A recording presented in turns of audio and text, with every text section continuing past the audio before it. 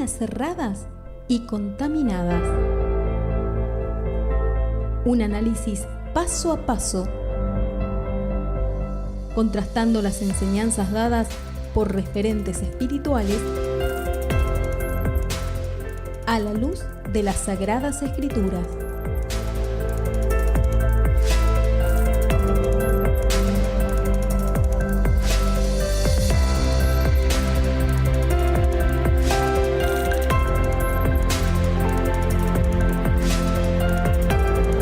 Llegamos entonces a doctrinas erradas y contaminadas.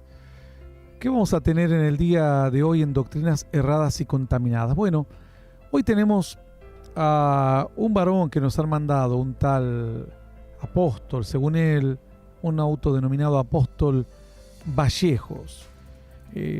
Dice varias herejías realmente, varias herejías. Vamos a ver por cuál de ellas comenzamos. Vamos a escuchar, a ver, primeramente, este es un... Hola, te hablo el apóstol Horacio Vallejo, ¿cómo estás? A ver si podemos... Segunda de Reyes, capítulo 3, los últimos versículos, dice que los 3 reyes de Israel tuvieron una gran batalla con el rey de Moab. Era una palabra profética que tenía un cumplimiento. Y tenía que cumplir esa palabra profética. Pero lo que me impacta es que el rey de Moab, cuando se vio derrotado, cuando se vio sin salida, dice la Escritura que... A ver, vamos a empezar de vuelta. Este varón comienza a contar una historia de... Bueno, la cuenta mal, de hecho. Vamos a escuchar un poco. Hola, te hablo el apóstol Horacio Vallejo, ¿cómo estás? En Segunda de Reyes, capítulo 3, los últimos versículos, dice que los 3 reyes de Israel tuvieron una gran batalla con el rey de Moab. Era una palabra profética que tenía un cumplimiento. Y tenía que cumplir esa palabra profética. Pero lo que me impacta es que el rey de Moab, cuando se vio derrotado, cuando se vio sin salida, dice la Escritura que agarró a su único hijo, el mayor, que iba a reinar en su lugar. Bueno, primero dice... Este varón dice que los reyes de Israel, primero no eran reyes de Israel, era una batalla contra Moab. Moab era un pueblo vecino que habitaban a la parte oriental del río Jordán. Y en aquel momento la historia cuenta que había un rey en Israel llamado Joram. Joram era hijo de Acab. Acab era aquel que con Josafat se presentaron frente a los profetas que le dijeron vayan a la guerra a tomar Ramot de Galad, y otro, Micaías, le dijo vi a todos los cuerpos muertos, y Josafat es aquel que clamó a Dios en la batalla y Dios lo libró, mientras que Acab se vistió de un hombre común y sin embargo fue herido en batalla y finalmente murió. Reinó su hijo llamado Joram. Acab murió como juicio de Dios. Josafat seguía reinando en el sur. Era un solo pueblo con 2 reinos, Judá e Israel. Eran el mismo pueblo, pero uno se llamó Judá, que eran parte de una tribu o 2 tribus, tribu y media, y al norte eran las restantes tribus, ¿no? Entonces, en este entonces dice la Escritura que Moab le pagaba tributos. Moab era un pueblo que estaba del otro lado del Jordán, pagaba tributos, daba animales, etcétera.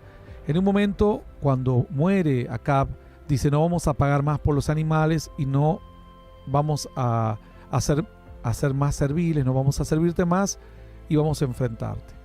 Pero este varón lo desvirtúa todo, este tal falso apóstol Vallejos, dice que eran 3 reyes de Israel. A ver. Los 3 reyes de Israel.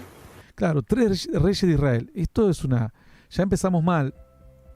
Además que la historia la termina contando totalmente mal. Era el rey de Israel Joram, el rey de Judá Josafat, y habían sumado a un tercer rey que era el rey de Edom. Es decir, eran 2 reyes, Judá e Israel, y juntos con el rey de Edom se unieron para ir a pelear contra el rey de Moab, que se había hecho fuerte y ahora se sentía que tenía el poder suficiente como para no servir más y no pagar más tributos a el rey de Israel del norte. Obviamente los otros 2 reinos iban a tener un provecho si vencían. Les iban a dar botín o parte de la tierra o tributos y demás. Tuvieron una gran batalla con el rey de Moab. Era una palabra profética que tenía un cumplimiento. Y tenía que cumplir esa palabra profética.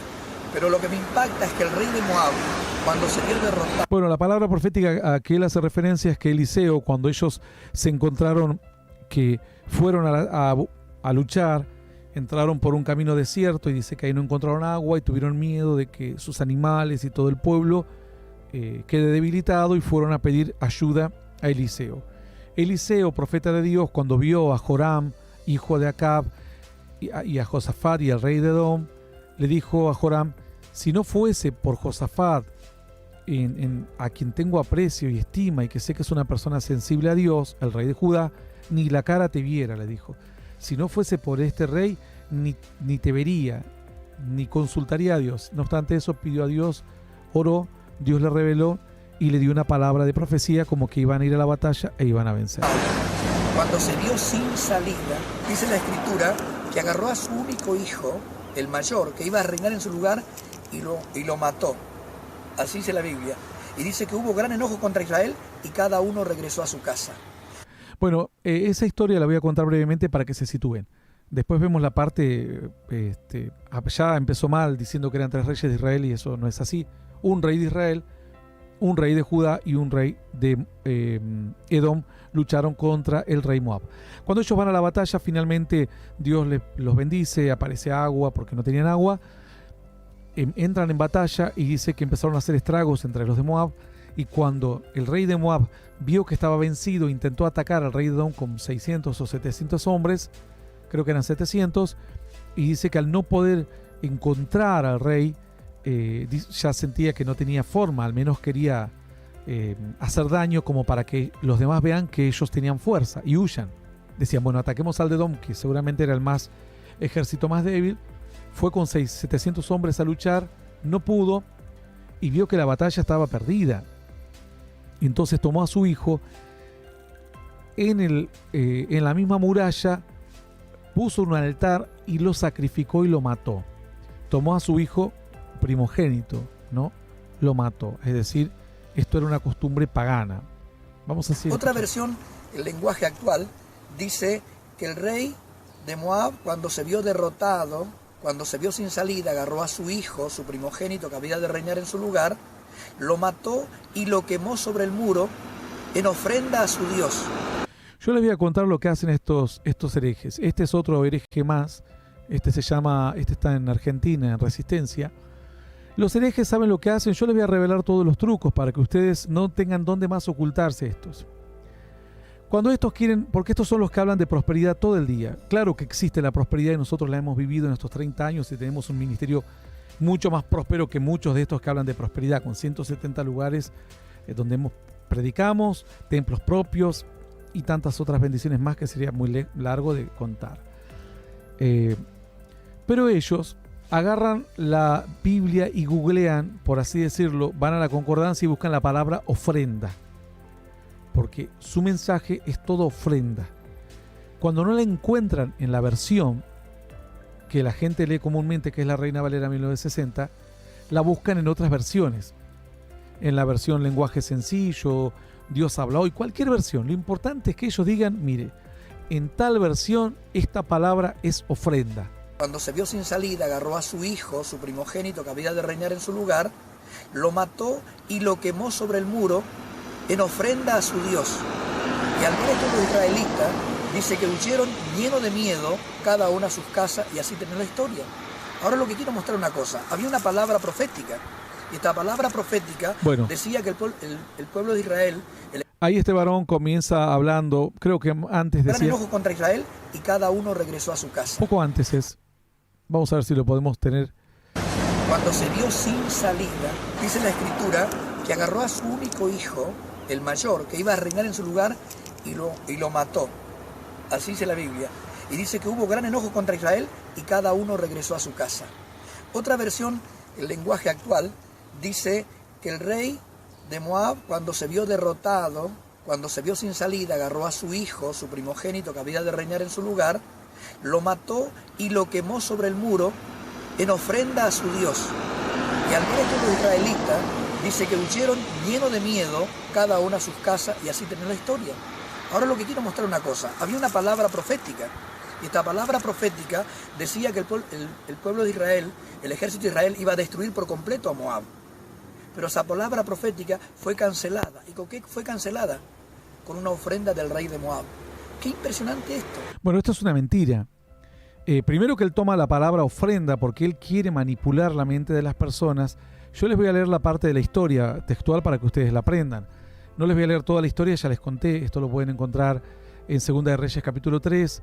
Y los últimos textos desde el 25 es donde dice, pero cuando en el 24 dice, cuando llegaron al campamento de Israel se levantaron los israelitas, atacaron a Moab, etc. Vamos al 25, asolaron las ciudades de todas las tierras fértiles, echó cada una piedra, etc. Vamos al 26 porque cuenta asolación, todo lo que destruyeron. Y cuando el rey de Moab vio que era vencido en batalla, tomó consigo 700 hombres que manejaban espada para atacar al rey de Edom. Mas no pudieron. Entonces arrebató a su primogénito que había de reinar en su lugar y lo sacrificó en holocausto sobre el muro. Y hubo grande enojo contra Israel y se apartaron de él y se volvieron a su tierra. En ninguna palabra, en ninguna manera menciona aquí la palabra ofrenda. Habla la palabra de sacrificio, pero como claro, en la Reina Valera dice la palabra sacrificio, fue a buscar en cualquier lugar, porque también esto podría interpretarse como una ofrenda, pero en realidad la función principal era un sacrificio. La ofrenda estaba entendida en otros términos en la antigüedad. La ofrenda a veces eran ofrendas mecidas, dadas para Dios, y no implicaba en algún caso directamente un sacrificio, o sea que la ofrenda tenía también otras características. Pero bueno, la palabra aquí dice sacrificio. Sin embargo, la historia que quiere decir es que el pueblo de Israel huye, dice aquí, sacrifica al primogénito dice que había de reinar en su lugar, lo sacrificó en holocausto sobre el muro. Y hubo un gran enojo contra Israel. ¿Por qué hubo un gran enojo contra Israel? Y se apartaron de él y se volvieron a su tierra. Algunas versiones dicen que hubo un gran enojo contra Israel porque Israel permitió que sacrifique a su hijo, cuando tendría que haber pedido solamente la cabeza de él y no la de su hijo. Pero esta interpretación no tiene mucha, simplemente no dice esto la palabra, es algo que supone. Otros pueden interpretar que se enojaron con Israel. Recordemos que eran 3 reyes: Israel, Judá y Edom. Se enojaron contra Israel porque ya al verlo derrotado y vencido, no fue y envió algún mensajero de paz o algo diciendo, bueno, ya estás vencido, hagamos un nuevo acuerdo y te doy una nueva chance, o entregate y dejo al pueblo que viva. Si no, siguió atacando.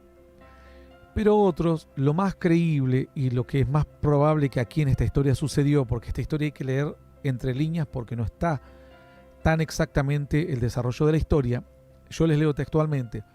Entonces arrebató a su primogénito que había de reinar en su lugar y lo sacrificó en holocausto sobre el muro. Y hubo grande enojo contra Israel y se apartaron de él y se volvieron a su tierra. Otra teoría dice, como vieron que ya no tenía futuro Moab, por cuanto su descendiente había muerto, pero sabemos que en un reino el primogénito era el primero en la cadena de la herencia del trono, pero no era el único. Cuando el primero moría o le pasaba algo, seguía el que seguía. O sea, esto tampoco es muy creíble. Lo que aparentemente en esta historia ocurre es que Israel no tenía mucha convicción de Dios, porque Joram, al igual que Acab, estaban lejos de Dios. Y ellos mezclaban la fe en Dios con el paganismo. Ellos sabían que a mayor sacrificio a los dioses, pongo la palabra dioses a propósito, espero que se entienda, porque hablé de que ellos también convivían con otros dioses, ¿no?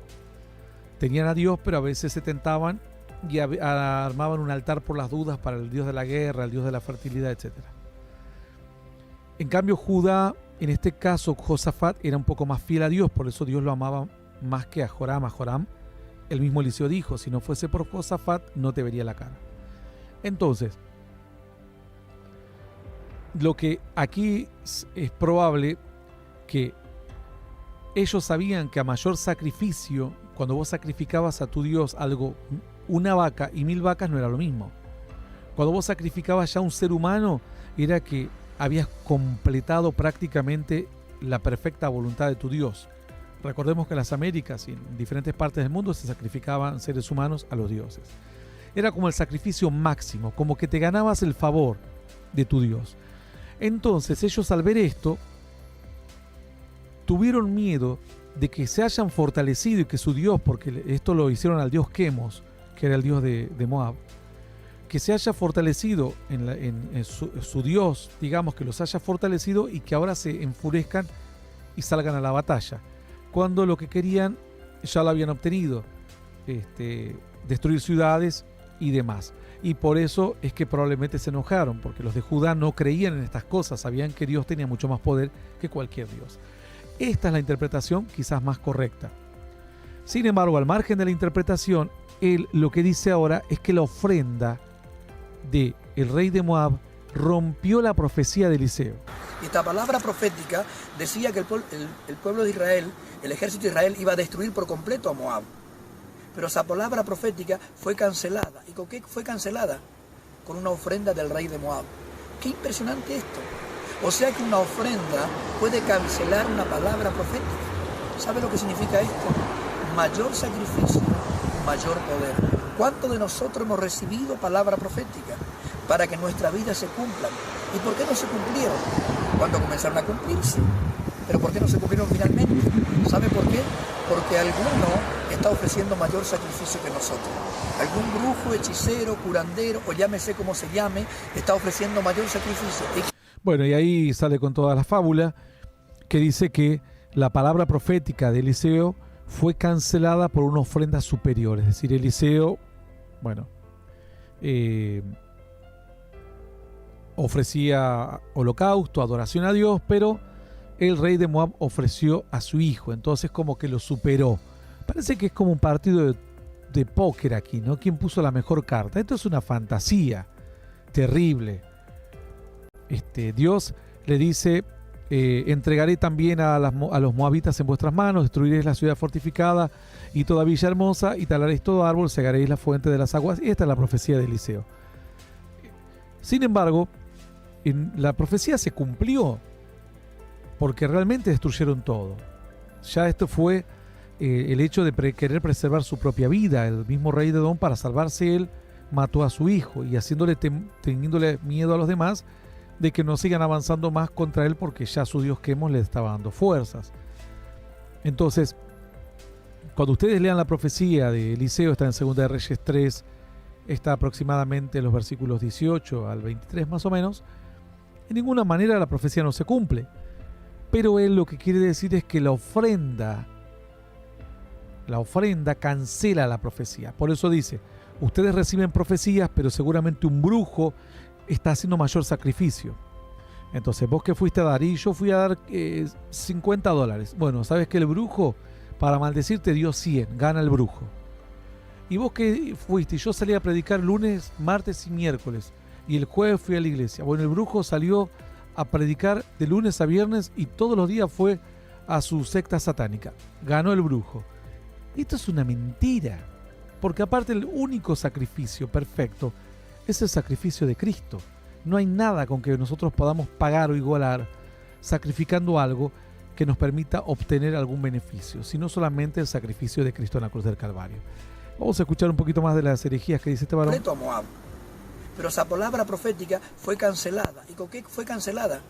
Con una ofrenda del rey de Moab. ¡Qué impresionante esto!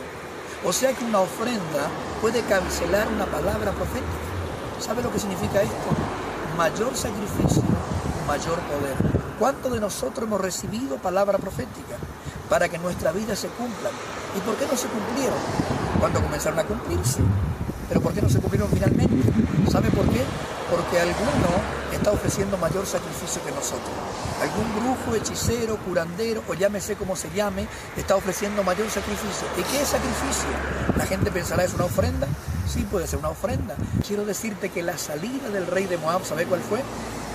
Mayor sacrificio. Ve lo que dice, ¿y qué es el sacrificio? ¿Puede ser una ofrenda? Claro que puede ser una ofrenda, dice. O sea, lo que busca es pedir dinero, mintiéndole a la gente que si da mucho dinero cancela maldiciones y hace como el rey de Moab, tomando como un ejemplo a un rey pagano que ofrece a Quemos para ganarse la voluntad del dios Quemos, y que aunque el rey de Israel tuvo temor, esto no funcionó, porque Quemos no pudo protegerlos y les destruyeron prácticamente todo el reino de Moab. Sacrificio. ¿Y qué es sacrificio?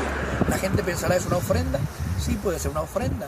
Quiero decirte que la salida del rey de Moab, ¿sabe cuál fue? Mayor sacrificio. No sé cuál es tu problema, no sé cuál es tu adversidad, no sé cuál es tu dificultad, pero la única salida que tenía este rey impío, ¿sabe qué fue? Una ofrenda a su Dios. Ahora quiero preguntarte, ¿cuál será la salida para tu vida? Bueno, ahí te lleva. La salida del rey de Moab fue una ofrenda para su Dios. Definitivamente no fue ninguna salida porque destruyó todo. Fue un acto desesperado para ver si salvaba su propia vida. Y ahora pregunta, ¿cuál va a ser ahora tu salida? Es decir, tenés que responder, dar una buena ofrenda a él, obviamente, ¿no? No sé cuál es tu dificultad, pero la única salida que tenía este rey impío, ¿sabe qué fue? Una ofrenda a su Dios. Ahora quiero preguntarte, ¿cuál será la salida para tu vida? No quiero hablarte de que me des nada porque no me conoces quizás, o quizás me conoces. No se trata de eso. Se trata de ofrendar a Dios. Se trata de sacrificar a Dios. Sacrifica a Dios lo mejor y Dios te va a dar la victoria y el cumplimiento de la palabra en tu vida. Dios te bendiga. Bueno, y ahí finalmente termina cerrando con esto. Sacrifica lo mejor a Dios y ahí Dios te va a dar todo lo que anhelás, todo lo que querés. Es decir, tiene que haber un buen sacrificio económico porque eso es lo que le va a garantizar a la persona tener bendición. Bueno, este tal apóstol Vallejos sigue con su fantasía y con su mentira, un pseudo apóstol, y ahora en otro... Se te habla el apóstol Horacio Vallejo. Bueno, ahí Horacio Vallejos va a hablar otra vez, ahora está en otro video, también hablando de otra enseñanza. Se te habla el apóstol Horacio Vallejo. ¿Saben que estaba meditando?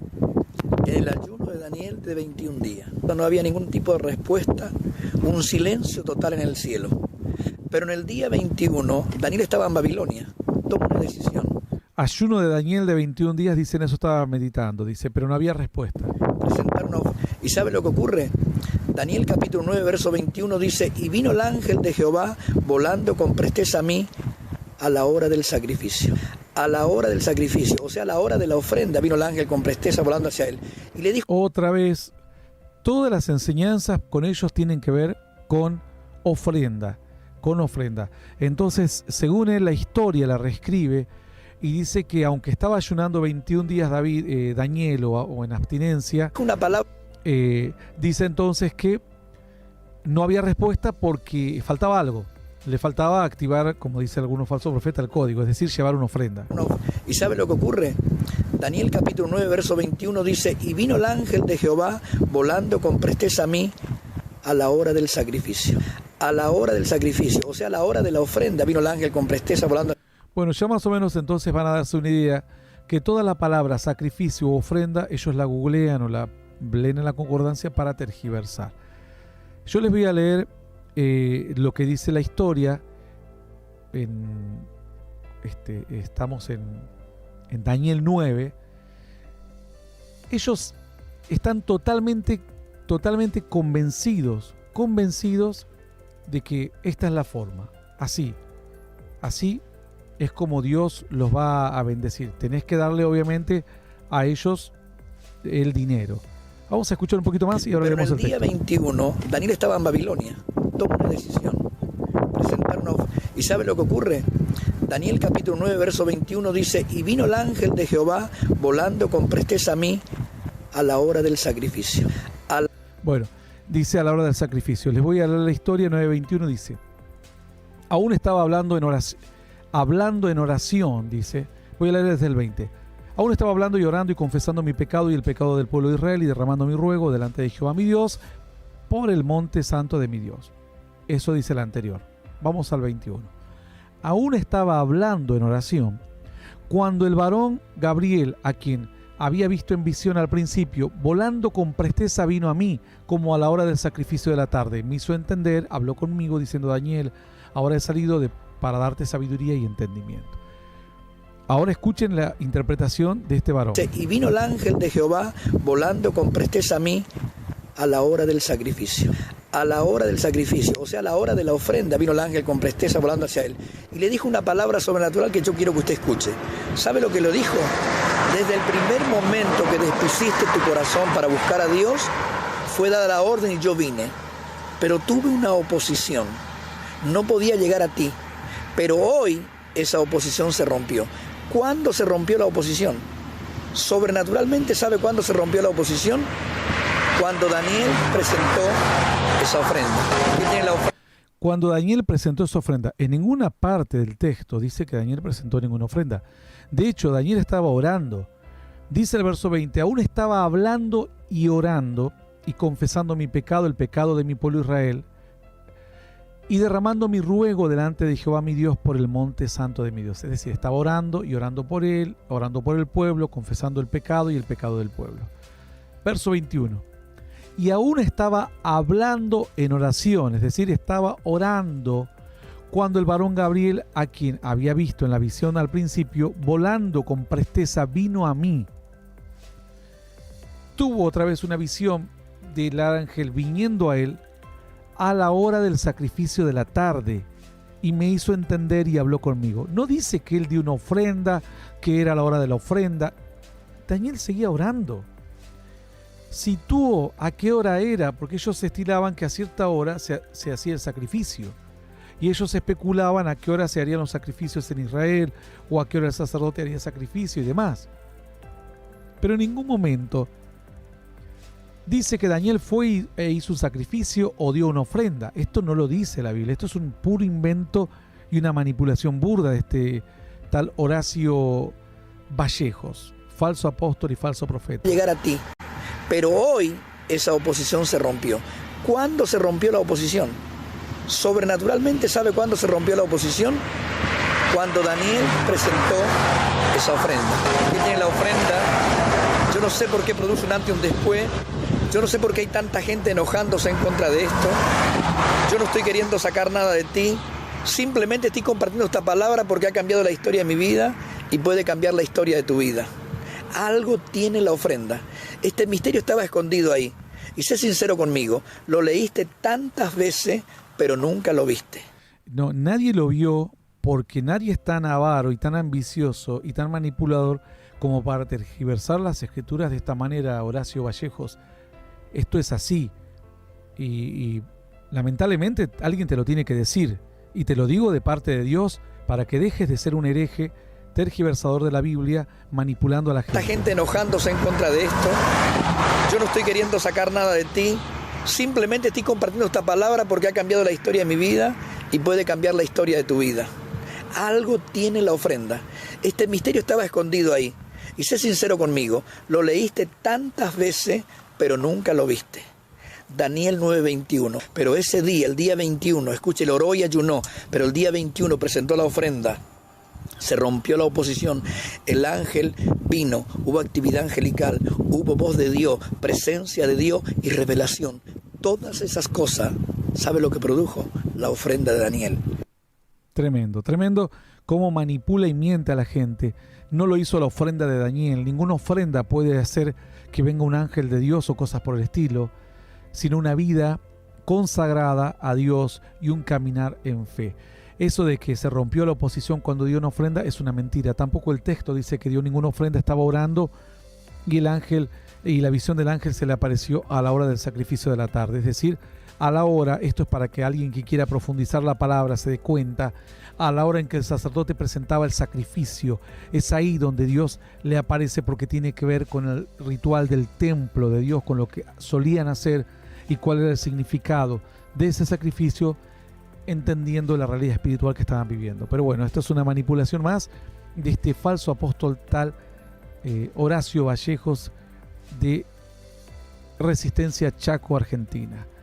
Esto también es parte de doctrinas erradas y contaminadas, terrible manipulación de los dos textos bíblicos. Lo único que ven en la Biblia estos varones es dinero.